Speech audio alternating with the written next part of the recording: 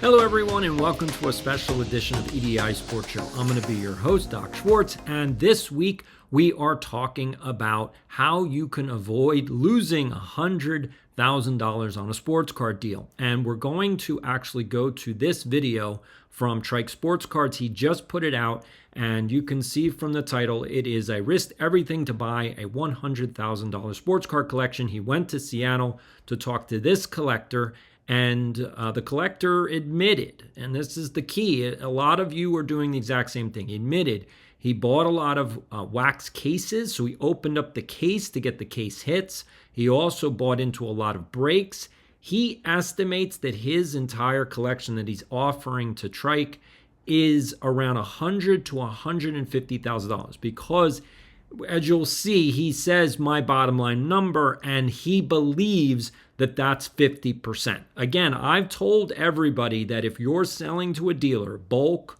sale, that you have to sell wholesale, which is 50% of value. So he believes that his 50%, so his total number is around $150,000. So you can take a guess. If the top line number is 150, you can see what he's asking.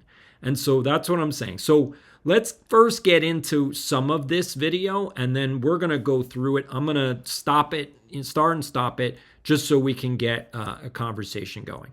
With this, I mean, I'll be honest. I don't even know where to start. I mean, just off the bat, like Wyatt Langford, auto, rookie, that's crazy. My initial plan is what I'm thinking, at least like, I know there's a couple huge cards in here. Like, okay, something like this, like L.A. De La Cruz, Bowman Chrome, auto, PSA 10. You gotta go through and comp it out and do all that properly. Tonight, that's probably going to be the main plan, is get the super high value stuff. And then once we get an idea of that kind of price, then we can kind of move on to some of the cheaper stuff. Oh, the LeBron jumbo patch. Look, that's actually filthy. Brady, Bowman. This one was in the pictures. Bowman Chrome, Tom Brady auto. Oh, this one's sick. I was excited about this. Ohtani, refractor auto, PSA 10.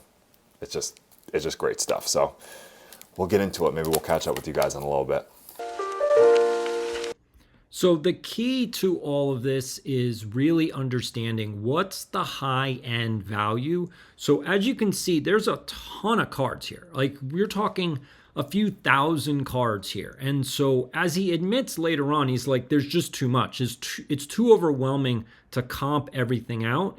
And I want also everybody that's collecting cards, like if you can see this, if this is your collection right here, like all of these 5,000 count boxes, if this is what you have and you want to sell it to a dealer, it would be in your best interest. If you really want to get the most amount of money, it would be in your best interest to comp this out yourself. Like, you should be dividing up your boxes and figuring out, okay, this box is worth this much, this box is worth this much, so that you can get the most amount of money you want. If you're going to rely on the dealer to comp it all out, they can't comp all of these cards. Like, it's just physically impossible. So you're going to lose value if you are not organized and you are not comping yourself. I'm just going to say that. That's the real issue, I think, for a lot of people, is that they're not doing the work, and so then they're getting upset at the end when they're not getting the type of card value that they want. All right, let's jump ahead. I think that'll be the big thing to ask. I guess I'll just ask my question, and if it's a stupid question, that's okay. No, it's okay. If just these boxes, if I was just hypothetically to take these boxes, would you have any idea like what number you would need just on the boxes? Just so I have an idea, like off the top of your head. Like if you say a number, I'm not gonna be like, all right, boom, you got it. You know what I mean? Like waste zero time. Yeah. What he's doing, what Trike is doing, is actually really smart, and I want all of you guys to recognize what he's doing is how you have to actually make a deal. You need to know, because there's a lot of cards here. You need to know what is the seller, the collector, what's their expectation. So he's asking literally that question. What is your expectation? So you have all of these cards.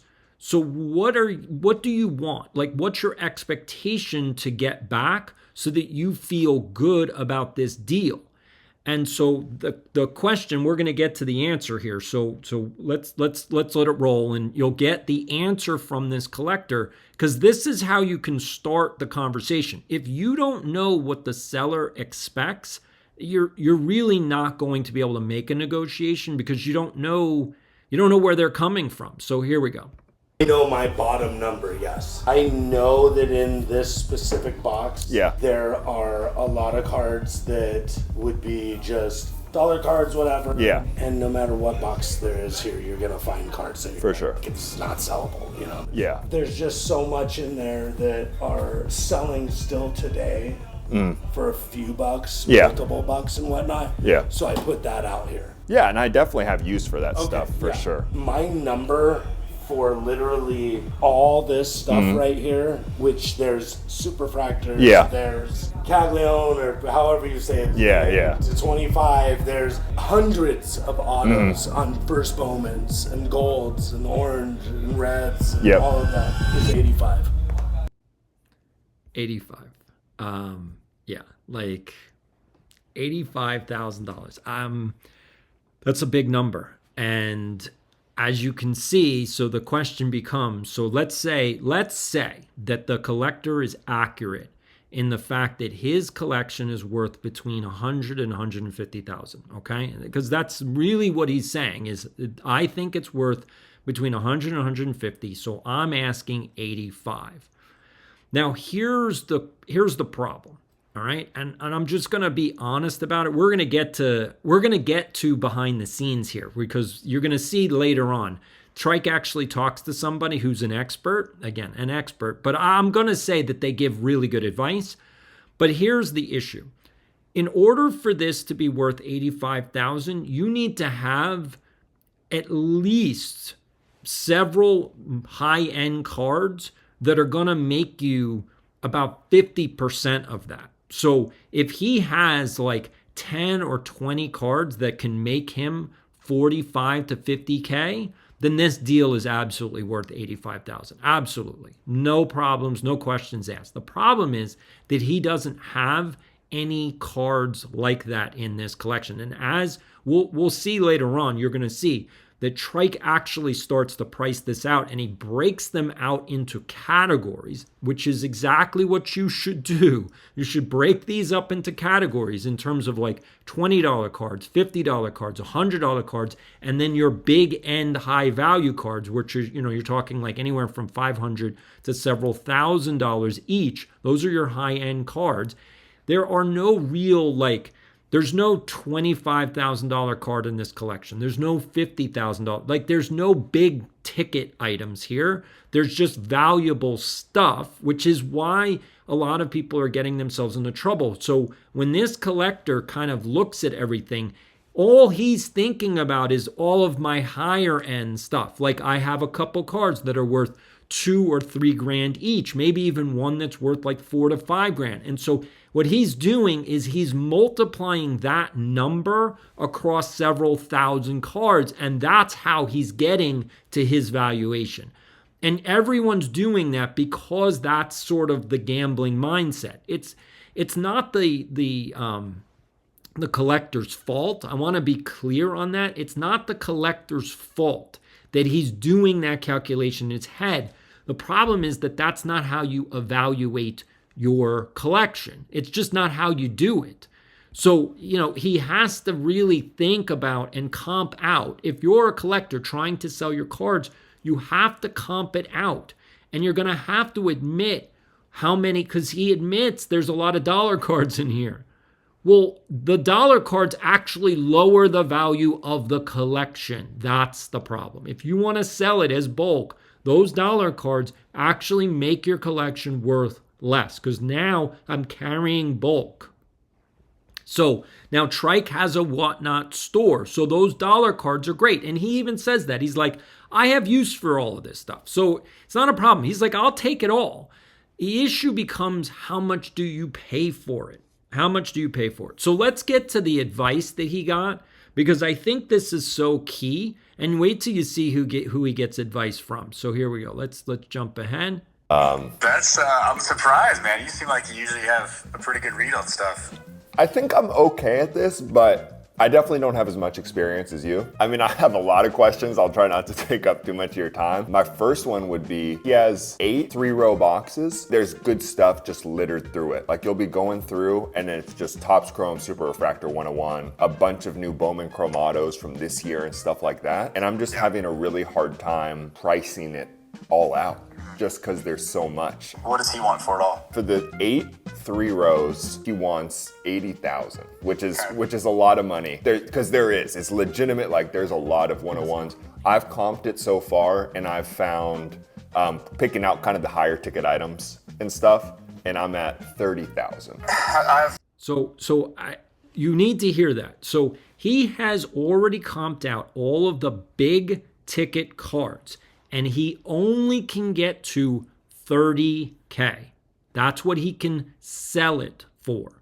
And you're going to hear Ty say this in a second. This is so key. You're going to hear Ty say this exact thing.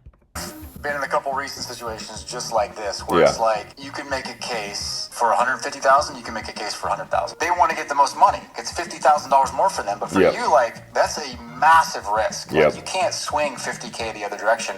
And with one of ones, like, no one's going to accurately comp that. You just don't know what you're going to get for it. Yeah. Yep. You know, especially with the big guys. So what I typically do is I say, let's get the top 100 cards out of the way. Let's agree on what we both think the top 100 cards are worth. Yep. And like sell value, not like what market value is, but like, let's agree what we think I can sell these for. Mm-hmm. And then let's come to terms on like what I should pay for it. And that's usually like with high-end stuff like that, it's probably the same for you. It's like 70, 80%. Yeah, exactly. You know?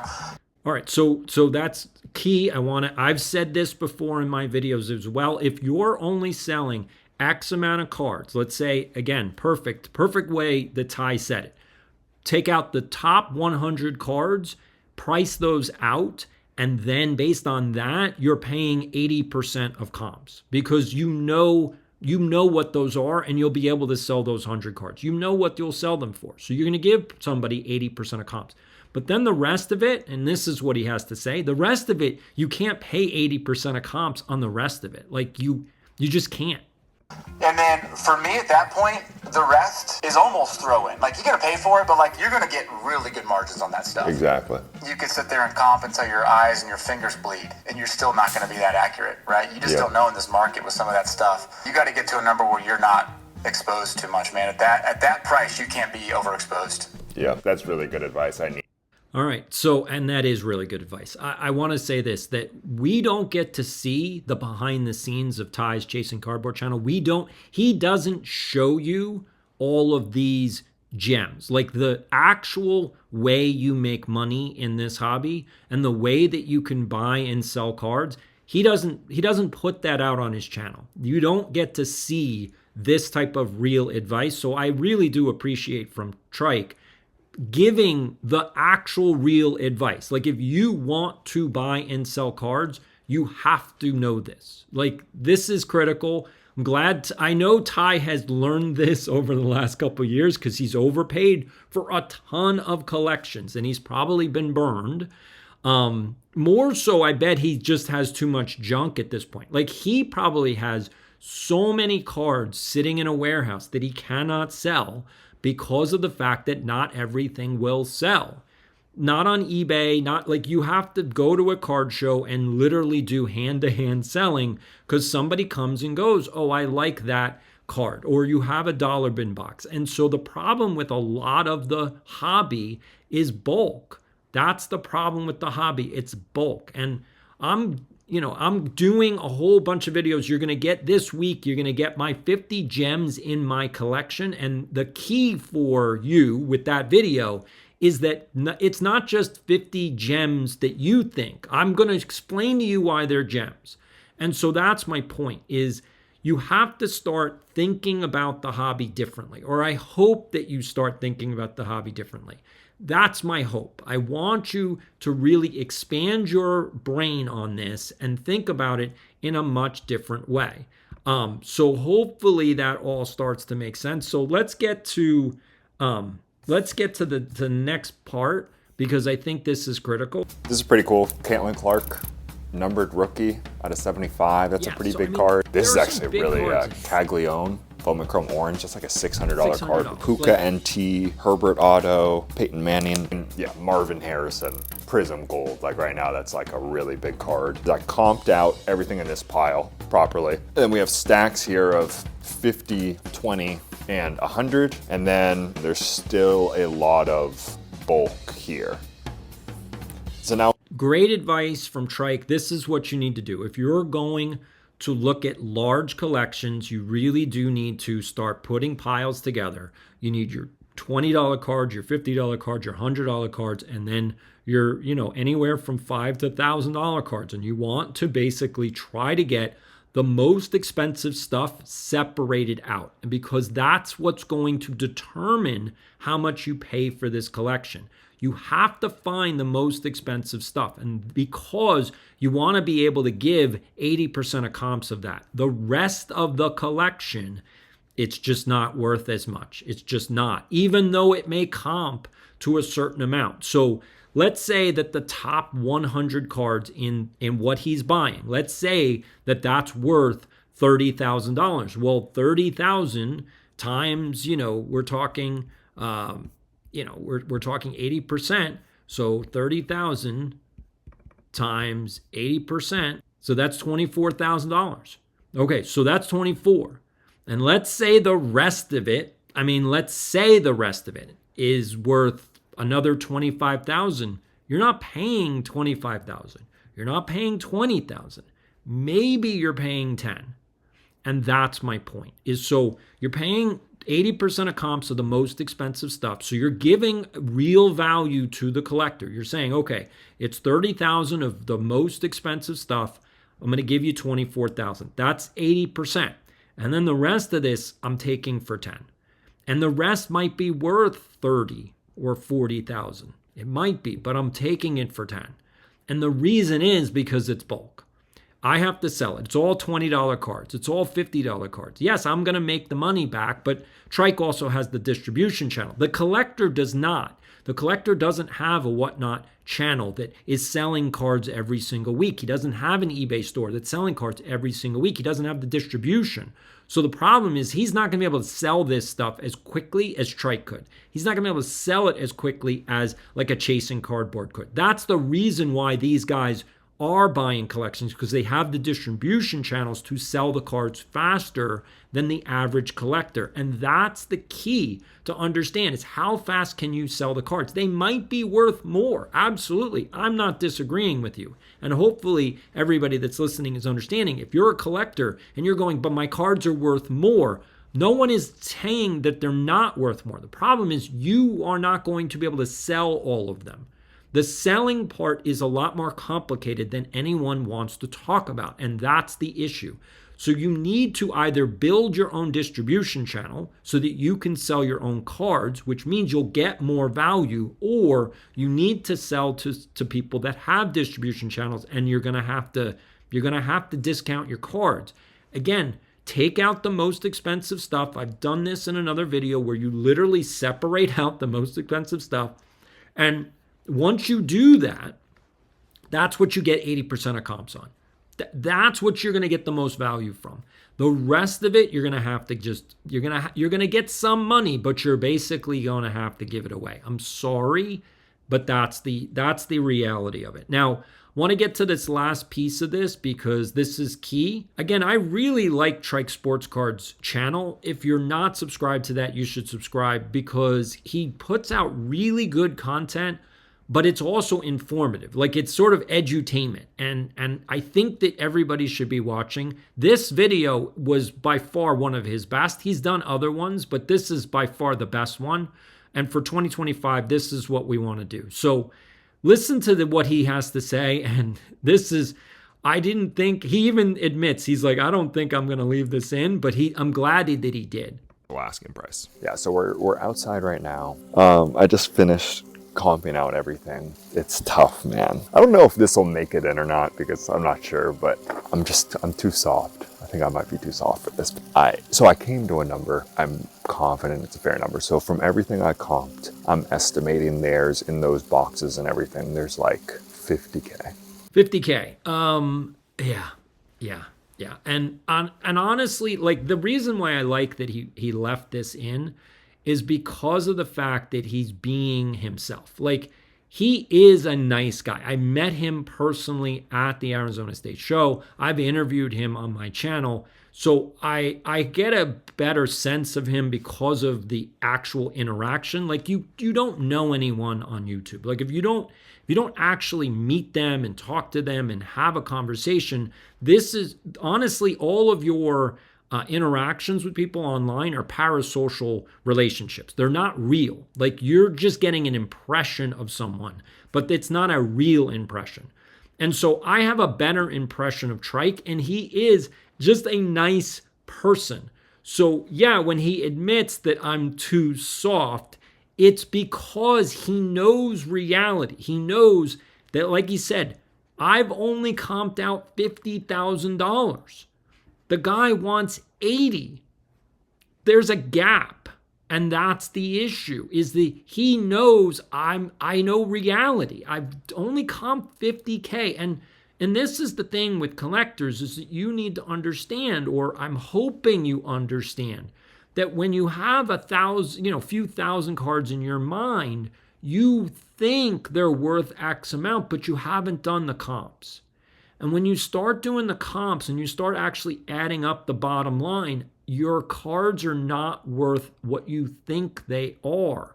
You have to actually do the comps, and then you'll see, like, oh, I thought it was worth 30, but it's only worth 22. You're not that far off, but you're off enough that your estimates are giving you an issue. And that's what I want everybody to understand, is that your estimates have to be based on what the actual cards are worth.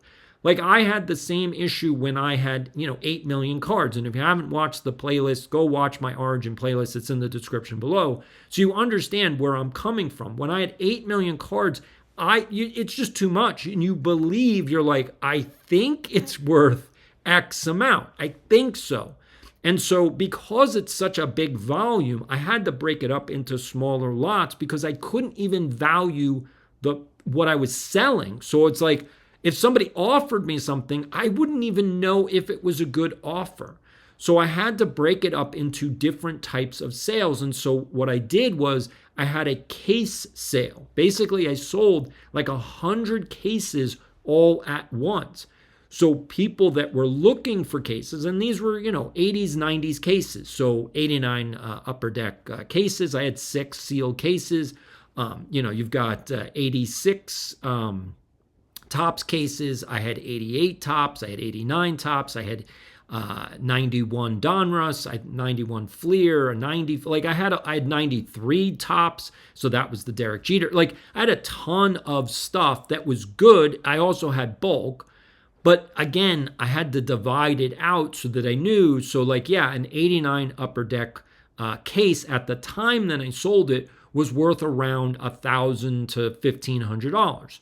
That's what it was worth at the time that I sold it. What it's worth now, I think, is a little bit more than that. But that's my point, is that if you don't do a smaller lot, you're going to get lost in the numbers. And that's how, if you're buying a collection, like if you're going out there and trying to buy a collection, you're going to get lost in the numbers too, and you're going to overpay. Like this title of the video says, I risked everything to buy a $100,000 sports card collection. The accuracy is that it's not worth $100,000. It's not. It's probably worth around 70 to 75, and he even admits that. That's probably the top end. That's probably what he could get out of it if he sold it at max value. But you can't, because if you sell stuff on Whatnot, you sell at a discount. If you sell stuff on eBay, stuff takes forever. So you're not actually going to get 100% of what the cards are worth. So you have to factor that into what you can offer.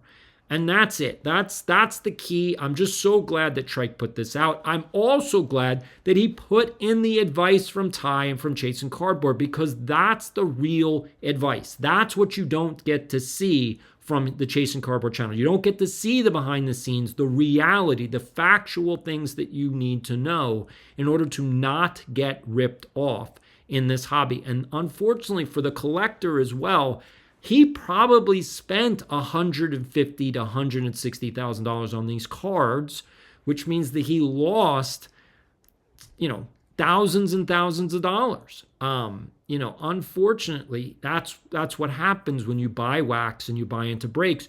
You're spending way more money than what you're getting back in value. Now, I guess if you just want the valuable cards, then you have to be okay with that. And I'm not going to tell you that you shouldn't spend your money on cards, but you need to be okay with, I'm going to spend more for these cards than they're worth. You're going to own them, and if there's one-of-ones, you're the only one that's going to have it.